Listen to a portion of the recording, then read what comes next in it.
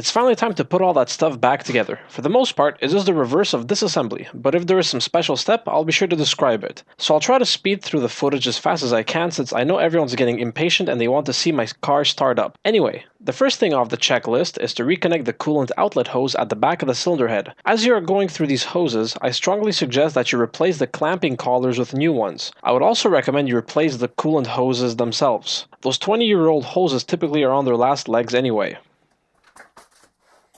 The next thing on the to-do before you forget it list is the PCV hose. If yours was old like mine, it probably also fell apart during removal. You can make yourself a new one with non-reinforced fuel hose and that white splitter that was there originally. Spray on some silicone oil on all the joints. This will make sliding the rubber hose on much easier.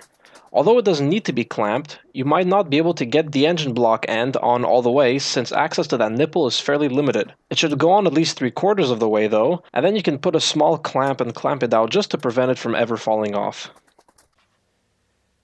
Okay, off camera a couple of non-interesting things happened. Of course the exhaust manifold is attached, but I reattached the exhaust at the back and I also rerouted the wire, so that's attached, the wire for the oxygen sensor. And I also fixed up the pipe over here, well, the secondary air injection valve. So that's fixed up. I refitted the pipe, I attached it, I refitted the oil dipstick tube. So yeah, just a couple of non-interesting things that happened here. Anyway, now it's time to move on. Now it's time to refit the intake manifold. Put the new gasket on the dowel pins and move any wires out of the way. Next, grab the intake manifold and squeeze it back into place. Be sure it sits squarely on both dowel pins and that it lines up with that silly power steering bracket. After you can start putting in and tightening down the bolts. Leave the power steering bracket bolt for last. Make sure the wiring harness is not getting pulled or pinched anywhere. There isn't a specific torque figure for the intake manifold bolts, so just don't over tighten them. They weren't hard to remove, so they shouldn't be hard to install. Once you got all the bolts tightened, it's then time to put the fuel rail back on. Make sure you wiggle the injectors all the way down, then refit the spacers and bolt the rail down. You don't need a lot of torque here. Once you got that done, reinstall the fuel return hose and reconnect the fuel supply hose.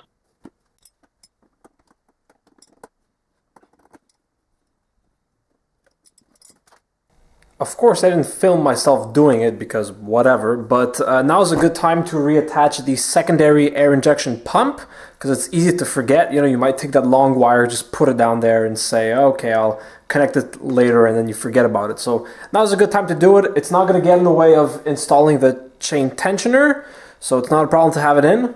And now I'm going to remove the lower rad hose because that will make installing the chain tensioner a lot easier, and I'm replacing the hose anyway. Now is a good time to install the ignition coils. The real trick is to get them in place. You need to find a way to push them back under the intake manifold, past the cruise control linkage and past the AC suction hose. And you need to do all that while they are wired together. It's not impossible, it just makes you wonder about philosophical questions such as, will this triangular ignition coil fit through that rectangular gap? Once the ignition coils are below the manifold, and Aristotle has left your garage, you have to bolt the coils to the manifold. Bring your bolts nearby, and working from the side of the car, grab a coil with one hand, bring it up to the manifold, and then with your other hand, thread a bolt in. It's going to seem ridiculous to pull this off alone, but it's possible. I've done it. Then when you have both ignition coils bolted in, you also need to plug the long wire to the power block on the fender. If you've paid attention to my previous videos, you'll notice I referred to it as a ground block. Turns out that's not a ground block at all. What it is hot. In an electrical sort of way. Find a neat way to route that long wire and make sure it doesn't catch on any moving parts. Now we can start reassembling the throttle linkage. I started with a lower spring. It's a bit of a pain to install because it keeps running away from you, so try using something like a precision tool to help you clip it back on. Next, you have to reattach a transmission vacuum modulator line back onto the cylinder 3 intake runner. If you forget this step, your transmission will shift very harshly. Since I had that line zip tied to the Bowden cable, I attached the Bowden cable back to the throttle linkage next. Just slide it back on. Next is the throttle cable. pass it through the support eye, and clip the bushing back into the linkage. Remove the tape covering the intake manifold and clean off any bits of tape that stayed behind. Mount and tighten the throttle body spacer, then install the throttle body.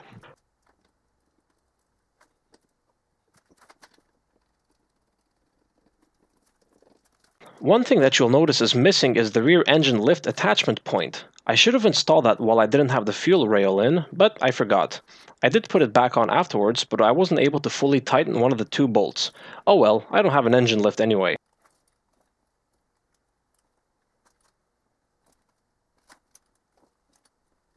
To reinstall both cruise control linkages, you have to clean with carb cleaner, protect with WD-40, and then put drops of ATF into the cups.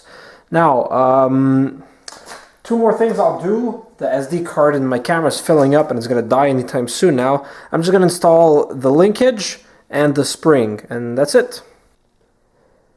Stockpiling parts. That's actually all I need to rebuild. So you already know what's in there. Just a bunch of hoses at this point. That's the idler, the tensioner, and the shock, plus the new spark plug wires. And here I've got, well, one empty bottle, 2 distilled waters, 2 concentrated coolants, and 1 oil. All right. Now, what's time to do?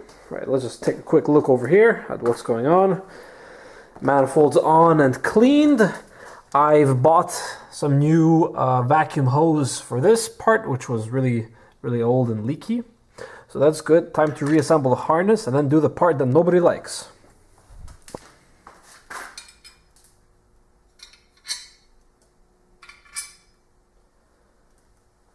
Now, the part that no one likes is the intake manifold support bracket. So I'm going to give you a reminder, if you haven't done it already, to make your life a heck of a lot easier, drill 2 new holes for the connector of the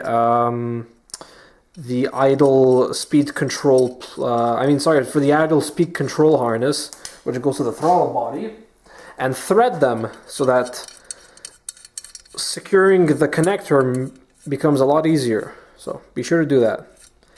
Makes your life a heck of a lot easier doing that. And don't drop your washers, of course, like me.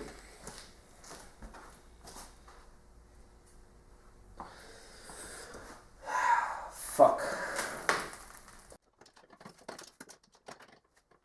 place the bracket under the intake manifold and bolt on the throttle body harness connector. Don't connect the harness just yet.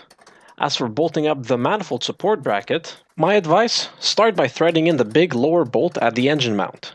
Don't tighten it just yet, you'll need the bracket to jiggle around so you can line it up at the manifold side. Putting the near side bolt in is pretty easy. The far side bolt is pretty hard to thread in, probably impossible if you have really big hands. Tightening that far side bolt though is a whole other can of worms. Luckily, however, I have a Pat's Car Garage exclusive ghetto rig tool to make your life way easier. Okay, to make putting in that far end screw a heck of a lot easier, what I did was I took my wrench. This is just one of those, those sort of angled spark plug swivel wrenches. And what I did was I attached some zip ties to it to help me guide it into the bolt hole without putting a strain on my hand. And this actually helps quite a lot because you can't get your hand in there to hold the wrench to adjust it and put it on the bolt, but zip ties work just fine. See this, guys? This is the kind of shit you won't get on the Scotty Kilmer channel. So once you've got all the bolts tightened up, connect the throttle body harness into its receptacle and drop the latch to secure it. The only thing left to do on that side of the engine is to put back the windshield fluid bottle. Drop its pegs into the holes and secure it with that single top external Torx bolt. Be sure to fit the heating coil before putting the pump back in. The heating coil goes around the pump's pickup nozzle, so if you already have the pump in there, it won't fit back in. Plug the level sensor back in and route the coolant hoses along their channels molded into the side of the bottle. The last thing I'll include in this video is reinstalling the coolant expansion tank. In the next video, I'll cover installing the camshafts, resetting the chain tensioner, and timing the camshafts. So stick around for the next video and see you soon!